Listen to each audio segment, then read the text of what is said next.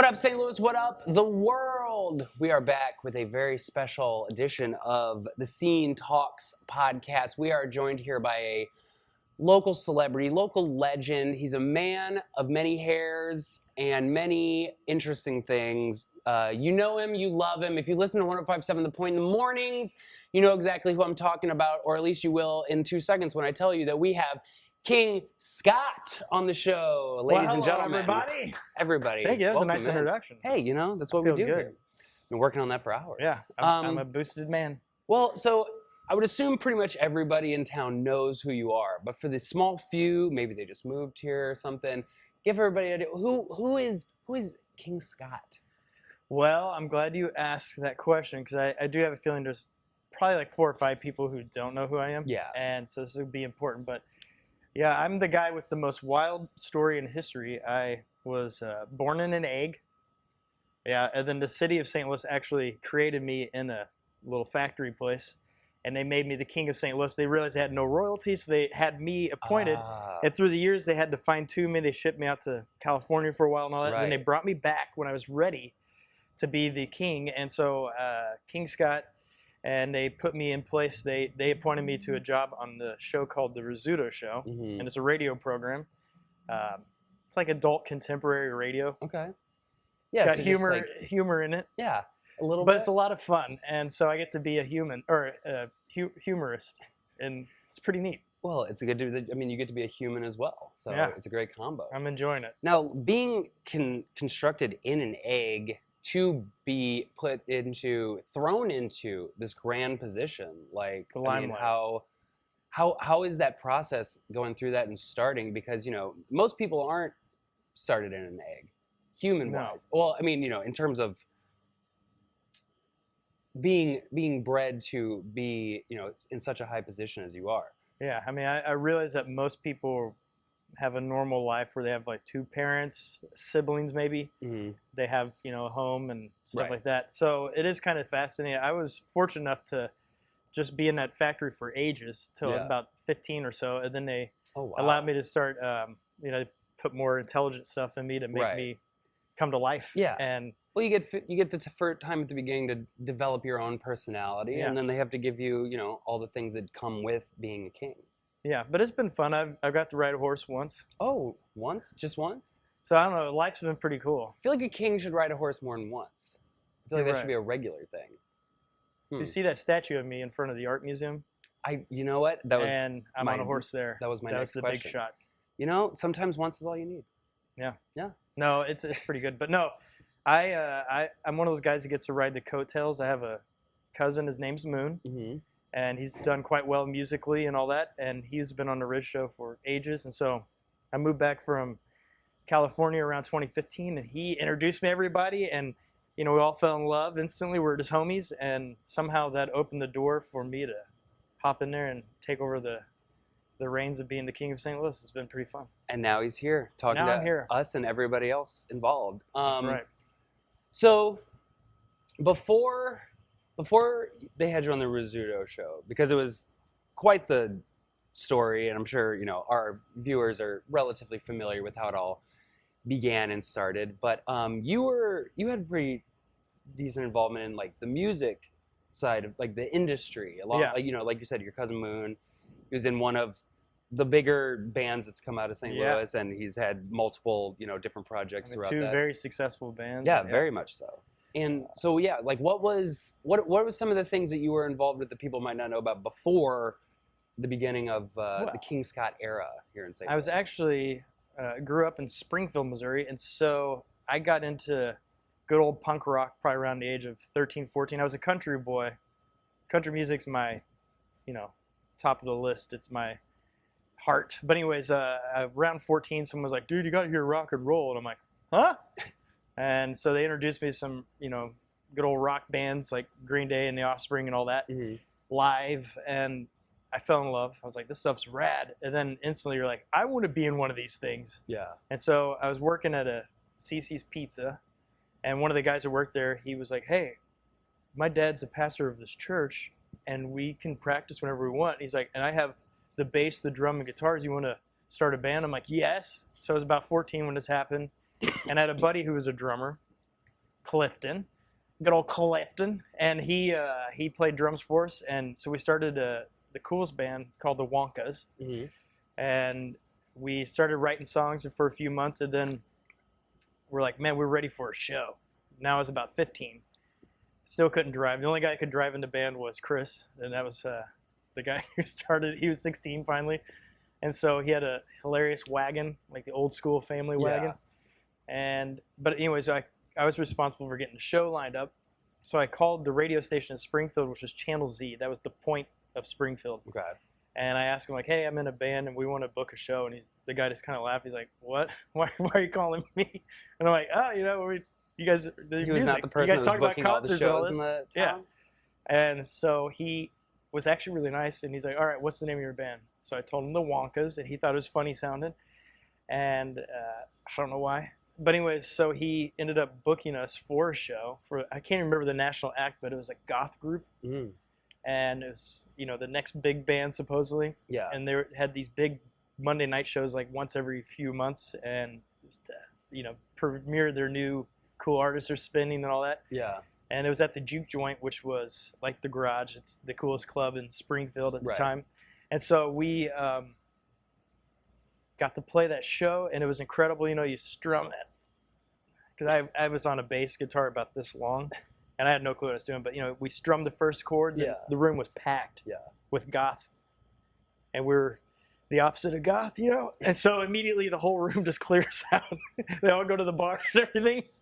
So we played to ourselves, and then the DJ was there. And that takes a little bit of the pressure off, Suddenly you're out there looking at this big crowd, and you're nervous, and then all of a sudden they're gone. Yeah. So it's perfect. And we crushed enough where that DJ said, hey, we love what you did.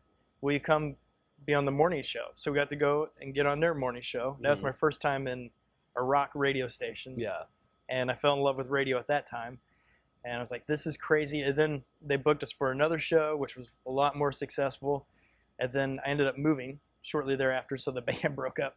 But anyways, you fast forward that. Moon and his boys, Johnny and Mark, they started their bands.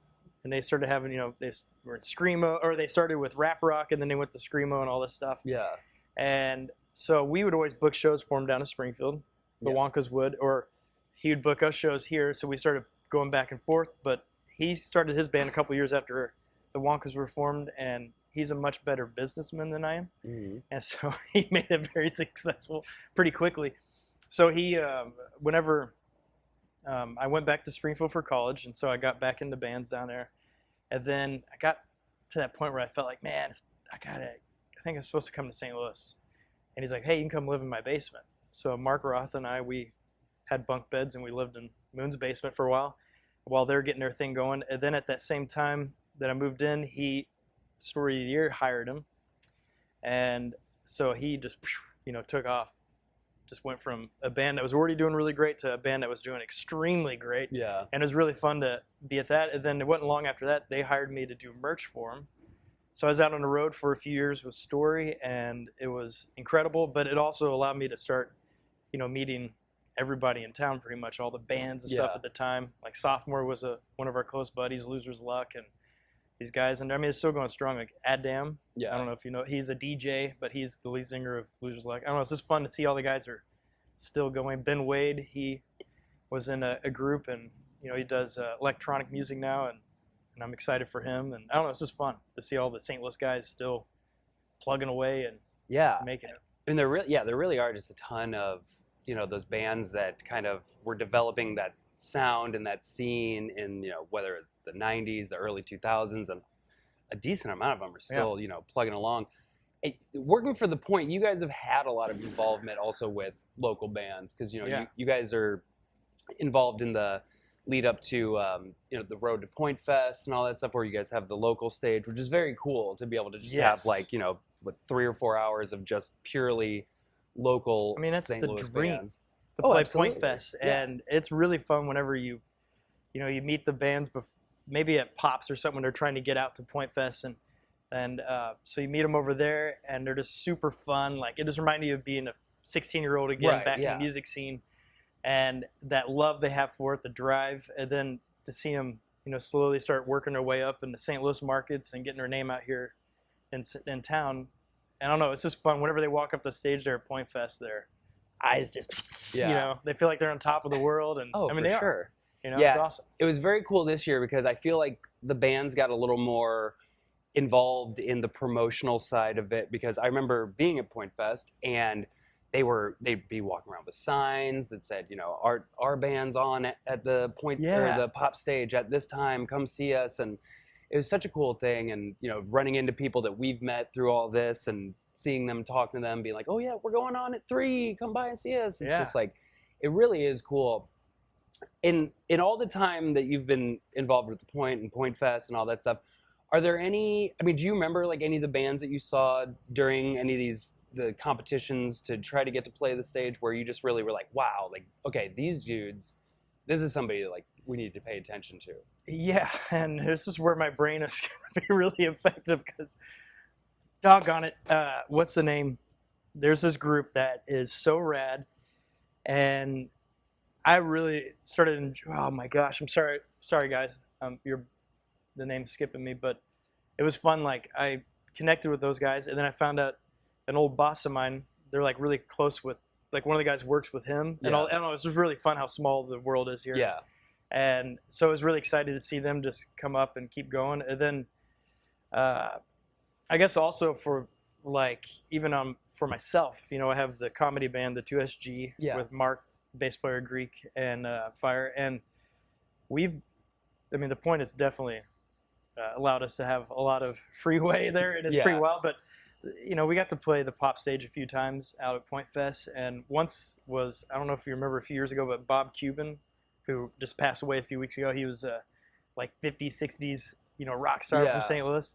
Well, we had Bob Cuban play the stage.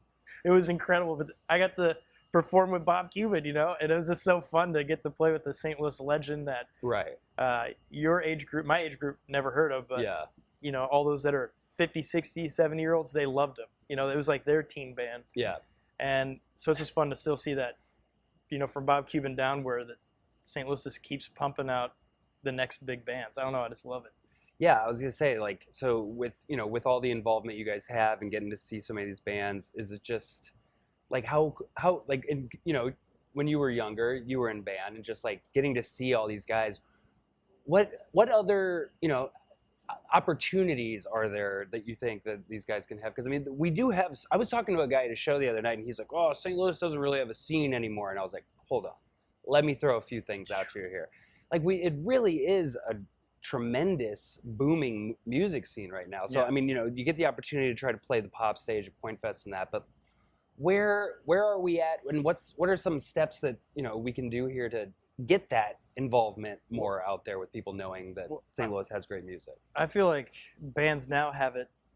There's certain elements that are tougher, obviously, but I feel like to get your name out there is a little easier now because of social media, obviously, and how easy that is. So if I was trying to become that next big band of St. Louis, or nationally or internationally, whatever it is, I would really work on genius social media strategies. Yeah.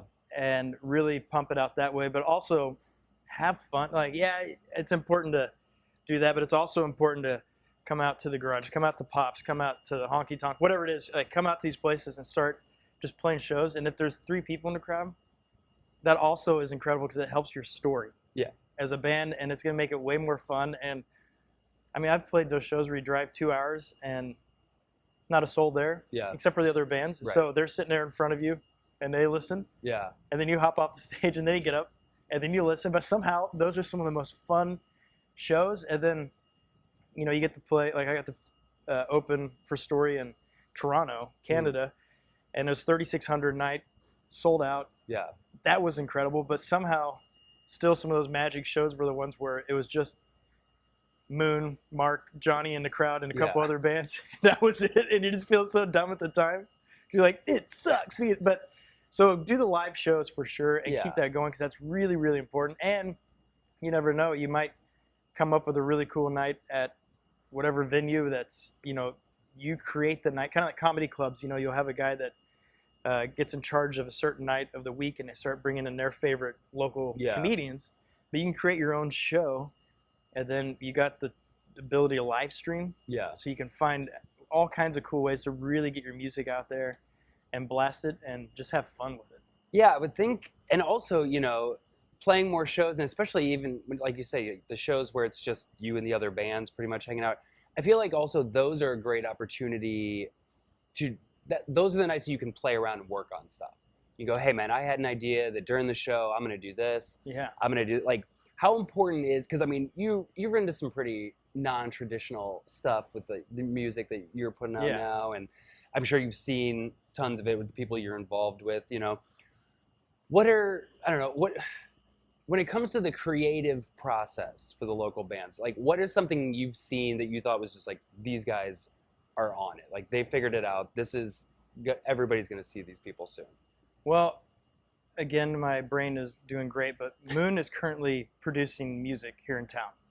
And there's a few guys like him that have the credibility. They've sold millions of albums. They've toured the world over. They're here in town, and it's very easy to connect with them. Yeah. It's not a big market, so we're very fortunate. And I remember whenever I first was, at the time I was down in Springfield, I was talking to Moon, and I was like, man, I feel like I need to move, but I'm not sure if it's California or St. Louis. And he goes, don't go to California just yet. You got to come to St. Louis, be the big fish in the small pond. Yeah. And I'm like, that's awesome, because St. Louis, it's a small pond, but I mean, really, it's a giant lake. I mean, this is a huge town, and we got a lot of things going. So with that, you can connect with these guys, and then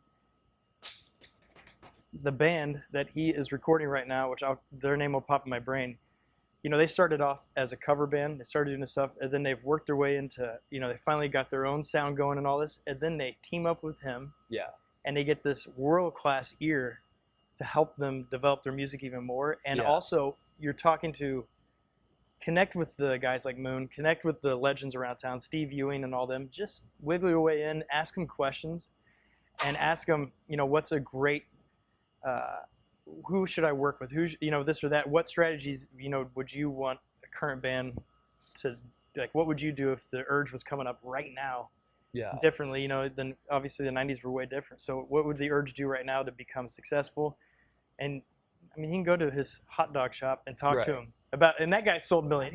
These are incredible. We're so fortunate. We have Ludo. We have all these giant bands that are from town that are still here. And I mean, the guitarist for Seven Dust lives here. Like, we got big guys. Well, and that's another thing. It's the people we've met they're also just so approachable. Yeah. Like, you can pop into Steve's Hot Dogs on a day where he's, in there and go, hey, Steve, you got a minute? I'm in a band.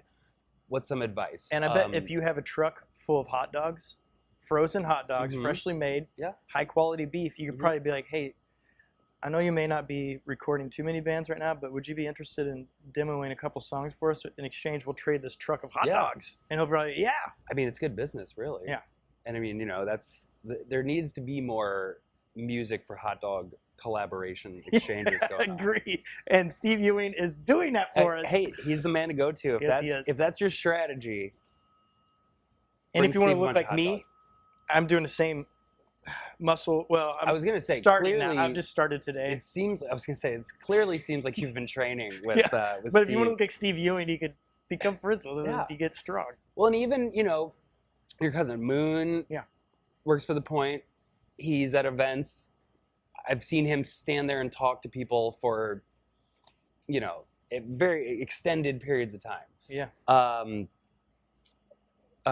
Convy works for the Arch in town. He's at events, and he's very approachable. Performing shows all the time, comedy shows, music, whatever. He's very nice. I mean, the opportunities to talk to these people are there. So I do tell a lot of people, if you're looking for any kind of way to expand your brand, get out there, get seen, get any kind of tips on what can help out, just go find these guys. Hey, I'm throwing out another idea. Okay. All right, you're going to film a music video, right? And you're probably going to use your phone. Your buddy's going to do it. But what you could do is save up a few $100 somehow, go hustle, go sell stuff at the mall like you used to do back in the day where you sell CDs for $10, but figure out what works now. And then get a couple extra bucks, and you can go and, we have comedians like Bobby J. Cox, Rafe Williams, like these guys that are really well-known names that are obviously still up and coming in the, the big echelon of comedy, but they're in town, and maybe you could offer them a few bucks, and they'll come be in your video, And these guys are incredible at promotions, and so they're going to be blasted on their socials as well. And you made yourself a lot of money just because of that smart investment. Yeah, that's a great idea, because there's them, and then there's so many just kind of random St. Louis specific celebrities that nobody really outside of St. Louis knows them that well, but when people in St. Louis see them, that's the guy, that's that lady, blah blah blah. Yeah, and they know how to perform on screen, so your videos are going to automatically look more pro, and they'll probably have great ideas when they're on set. Where like, let's just try this little shot here, and it'll be ridiculous, and it makes your video go viral. You take that little 30-second clip of hilarity in that video, and you just blast that every other day on socials, and you never know what happens from there. Local celebs, hot dogs, these are all the keys to going, to the big time. Yeah, and if I ever get off my keister, Columbus and I feel bad I've dragged him into this, but we have a show that we have not officially recorded one yet, but we got a lot of submissions, and it's called Breaking Bands. And if you're a local band, you want to get heard, make sure to send it to 1057thepoint.com/breakingbands, because it is going to happen. And it's going to be a really fun show where we take 5 local bands and we interview each one, and then the 5th one we'll do a full interview, like live interview with. But it's a great way we're just trying to figure out ways to get music out there in a whole new kind of, where it's podcast / live stream. So it all meets together, and it'll be a really fun show. I was just about to ask, because I feel like things have changed throughout the years in terms of, you kind of used to be able to, you could either slide a tape to somebody at the actual station, or if you met one of the DJs out and about, you go, hey man, here's my tape, my CD, my whatever, can you listen to it? And maybe you can if you can throw it on the radio, that'd be great. But with the development and all the expansion of everything that's going on with the radio, what are some of the ways that local bands can get involved in that more, so that, just from a local perspective, we can expand their audience and get more people listening to them and familiar with who they are? It comes down to not being annoying, but showing up. And I know it's one of those where, there's a lot of things going on, a lot of moving pieces from everyone on the show. And so if you DM, good chances it could fly through the radar, and get missed. But just keep doing those kind of things. It's not going to be irritating. And then, like you said earlier, we have, this will be previous, but we got an event this week that people could come out to, and you have the opportunity right there to go and meet every single guy on the Riz show. Learn, Riz, Rafe, Moon, myself, and hand us your stuff there, or just say, hey, can I, would you mind putting this down your phone? Here's our band's name. Here's the Spotify, you get us on Spotify. Here's our link if you have a direct link, whatever. Or if you have like a link tree, tell us the link tree. And be like, please, please, please listen to this. And I don't want to be annoying, and I love you guys, but here, just listen to that. And eventually, one of us will be nice enough to actually do it. And then the other thing, too, is we have a guy in town that is, if you want to become known in St. Louis, reach out to Donnie Fandango. He is the king when it comes to the local music scene. And his ear is also, this guy's been programming The Point for ages. He knows what's great.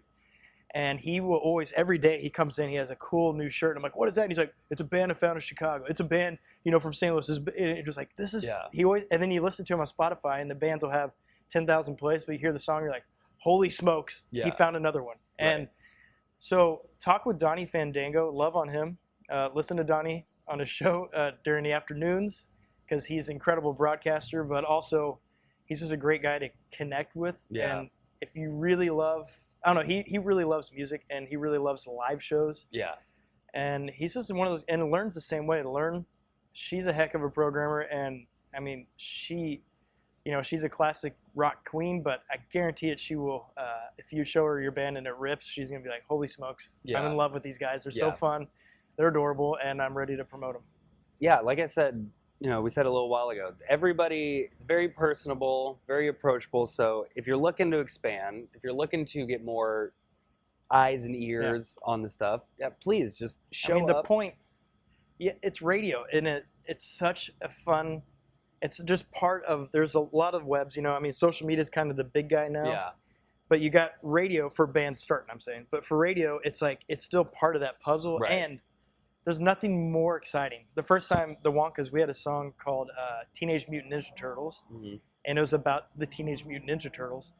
And the first time I ever heard that on radio was on Channel Z down in Springfield, and they told us, the DJs, like, hey, we're going to play it at 8 o'clock or whatever on the local show on Sunday night. Yeah. And so we were pacing around this parking lot. I think it might have been like a Denny's or something. I don't know. We were outside this parking lot just waiting and waiting. And all of a sudden, finally, like 8:15, he's like, and this next band is the Wonkas, blah, blah, blah. And he kind of gave a little thing about us. And then he played the song. And it felt like that moment in That Thing You Do. Have you seen that movie? Oh, yeah. Where they get to hear their band for the first, or their song for the first time on radio. It was the same feeling where we just were jumping around, going crazy. We had it, all our cars were turned on with the speakers on. It was just the best thing. I don't know, it was so fun. And it's all highlights, which is just great for your momentum, and just have fun with it, man. It's too exciting.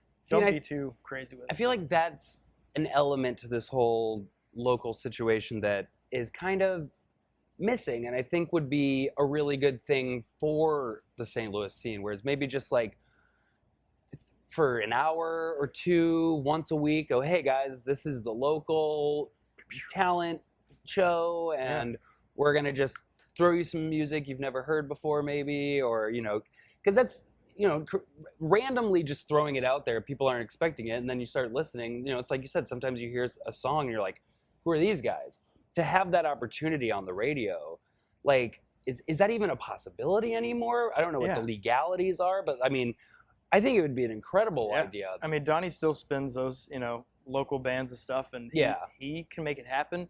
And I had another thought of something that was really fun back in the day, and maybe I'm just out of touch because I have nieces and nephews in high school, but obviously I haven't been in there in a million years. So we used to, like, Lindbergh had a big one, and I remember coming up to see Moon and his band play there. And there was another band called the OFR, which was Greg Hobson. He was a crazy good guitarist. Like, he was super fun, and that band was awesome. They're like, and then he took off too for a while. But anyways, they had a thing called Battle of the Bands at their high school, and kids organized that. So as bands that were coming up with this, like, we want to find a way to play in front of people. Yeah. And it's probably an easy way to, if you're still you've not figured out how to go and get yourself in the garage or Pops or wherever on a stage, that's a great way to start. Yeah. Where you organize something and you kind of take the reins and you make it happen, and you make your scene in your school, and you become the cool quarterback, but you're playing a guitar and you're singing about dumb stuff. It's it's the best. You don't like the quarterback. Yeah, and it's never hurts, because I mean, you might have a girl fall in love with you. You never. It doesn't hurt to try. No. But do the Battle of the Bands. That's fun. It's kind of retro, and I could see that turning into something. And like you said, a show like Battle of the Band, or I mean, I forgot how you worded it, but it's made me think of Battle of the Bands. I just thought it'd be fun to do a show where it looks like a high school gym and everything, and it's the whole I'm sure there's a few high school gyms out there that are willing to, open their doors for a few hours, let some people go in there and play. Because Lindbergh used to do it right. It was basically a carnival. Yeah. They had Battle of the Bands inside, outside. They had all these fun little things going on, and it seemed like every kid in that school was there. Yeah. Granted, my school I went to was, I was like 60 kids in my class, so any school looked huge. But or just go to an actual carnival. Or do that. And just start playing. Yeah. Sure. No big deal. I think, it's just too easy nowadays if you put a little effort in it today, you can really get your foot in the door quick. Well, especially like you were saying with social media, you just throw up if you just show up somewhere and start playing, record it, and throw that out on Instagram or TikTok, whatever, people are gonna eat that up. Yeah. So, and cringe sells. Don't be afraid to cringe. Big time. People love it. So if you need me in your video, let me know. I'm the cringiest guy in the world. Scott is available for any and all cringe Can I get moments. an amen? You might. There's one right now. Almost got one. Oh yeah. I don't know. Everybody's being very quiet right now. It's fine. That's all right. Well, I'll throw in. We'll add that in. That's later. what happens when you perform for the deaf. Anyways. Well, yeah. I mean, and everybody that's watching, we've given you a lot of ideas. Also, hey, while you're all at it, feel free to throw a lot of mentions out there at the Point, because I think the Scene would be the perfect addition to the Point's late night lineup. We, you guys love us, we love you. We'll bring you that. We'll do it one way or another. We'll figure also, something. I'll just put this out there. My email is kingscott@1057thepoint.com. Email me the links to your Spotify, whatever it is, and I'm going to take a listen. And plus, don't forget, seriously, register yourself at Breaking Bands. So go to 1057thepoint.com, 1057thepoint.com/Breaking Bands, and it's easy. Because all we need from you is a minute, a little bio, like you introduce yourselves, you say who you are, where you're from, blah, blah, blah. And then also just a clip of like your best song or whatever you like the most, acoustic version or whatever, or just a live performance, because we can't obviously distribute anything that's been professionally done or whatever. It's all owned by everybody. So you got to do the live version of your song, and then we'll play it on the show. It'll be fun. It's just that easy, folks. Yeah. This is your big opportunity. Because St. Louis, he's right. St. Louis is the big music scene. And I mean, we have, because I'm just excited. There's a lot of stuff I want to tell you that Moon told me, but I can't. But trust me, there's so many neat things coming down the pipeline. And get your bands ready. Go out there, have fun. Make fools of yourself live. It makes for great stories. Yeah. But you'll get better as a musician. And also something I started doing recently is start practicing to a click track, because that helps. Makes you better. Well, there you go. I struggle with that.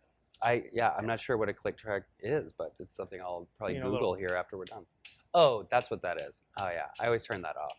Yeah, I know everyone does, and but if you don't want to look like a really pacey white guy playing guitar, start playing to that. So all of a sudden you're like, whoa, I feel everything now. I know what I'm doing. I got it. Soul just enter me. It's great. But if you do want to look like a really pacey white dude playing guitar, it's turn cool it off like I usually do. Yeah, fine too. Well, I think we've said it all. I think we've really given the people of St. Louis and the musicians of St. Louis a really good idea here of how to, really get out there, because we're America's best kept hidden secret here. We really are, and we have so many awesome venues. Mm-hmm. Every corner of this town, even suburbs, like everywhere you're at, there's a rad venue nearby. And they're popping take up advantage of it. Yeah, and get creative. And if they don't want original music, just be like, well, we know this club likes, whatever 80s style music, so we'll just cover those and just get, because what the Beatles and all them, they used to do that. They would go play clubs for hours on end, and they would play covers, they'd do all this stuff, and then slowly, it started unlocking for them, and some a few people learned who they were. But. There's essentially a venue for any kind of type of band, any type of music you got going on, so find them and go. Come. We like music. We do. And I like you. And we like you. And we like you. I'll have to figure out how these angles work on this later. All right, well, with that being said, what's in the pipeline here for the King of St. Louis that people might be able to see you, talk to you, or just any kind of projects you're working on? I mean, you've gone over some of them, but is there anything else that's... I have a kid's book that I know I've teased for way too long, but it's basically done. Okay. And I'm shooting for probably, it'll be fall time, but it'll be like September or something to finally get that one out there. And then I'm also reissuing my kid's book, King Scott and the Perfect Christmas, and we're redoing the whole coloring and everything of that. And so that'll be fun. That'll be released in the fall as well. Okay. And that's with my buddy Jeff Long. He's a great artist and a very funny man. And so it's a fun little book. And you can get the coloring book version right now on Barnes & Noble or wherever. And then, but music-wise, the 2SG, Sir Mark Roth, he's working on some new 2SG jams, which is very exciting. New material. So there's new 2SG music on the way. And I have 2 songs that are ready to be released, and I don't know why I haven't released them yet, but they're very awesome. Hip Hop Star is the big one that folks have heard in the past, so I'm excited to drop my own and try to fight for stage time, hopefully open for one of you guys. Well, yeah, I mean, maybe we'll, when these songs come out, we can debut them here. Yes. On stage in front of everybody. It's open. Do you have a smoke machine? If we don't, we can find one, Okay. or we can just burn some stuff, I guess. So I want it whenever it puffs out, if you can make a little toot noise, so everyone thinks I'm tooting over there the whole time. Ooh. Cutting Right. muffins. Let's not give everybody too Okay. much look into what we're gonna do here. We gotta save a little something for Yeah. when they come. Again, down. if you need cringe. All right. Well, oh, and also, where you giving out your email and all that? Where can people see you on the socials if they want to DM you, if they want to get in contact? Give them all the information before we get out of here. My social media, everything across the board is longdude8510691411. That's my old one, but I switched to King Scott Rules, so it's that all the way across. So you just type in King Scott Rules, and I'm gonna pop up on your social media, and then you can look at me there. Perfect. You can hit smash the like. Yeah. Smash that like, share, subscribe. Yeah. Do all those things. Or you can block whatever you want. Ooh. It's up to you. It's up to you. Yeah. We're not gonna tell you what to do. Feel free to block. Feel free as to long block. as you follow me. Yeah. Follow then block. Yeah. As long as or maybe just mute. Mute. Yeah, Mute's that's perfect. even better. Mute's the best Yeah. thing you can honestly do on any social Yeah. media. Well, thank you so much for coming in. Thank you. Your Highness. Yeah. We appreciate you taking some time with us Well, after I'm your grateful, man. busy day of goofing around in the morning and. I just think it's awesome you're doing this. Oh, well, This thank is you. fun, man. You're spearheading something big, and I know you're making all the right moves right now. This is gonna be really good. Oh, hey, man. Well, Yeah. we'll It is see what's really going on. Well, I appreciate Currently you saying really that. good. Yes. Yeah. We are very good. For anybody that's not familiar, that's just now getting into us, we are very good. They're so number continue. They're number one. You heard it here 1st. Mhm. Well, thank you once again You're for coming welcome. in. And for everybody at home, we hope you enjoyed. And stay tuned. So many more things in the pipeline. We'll be letting you know soon. But for now, as we always say, we will check you later.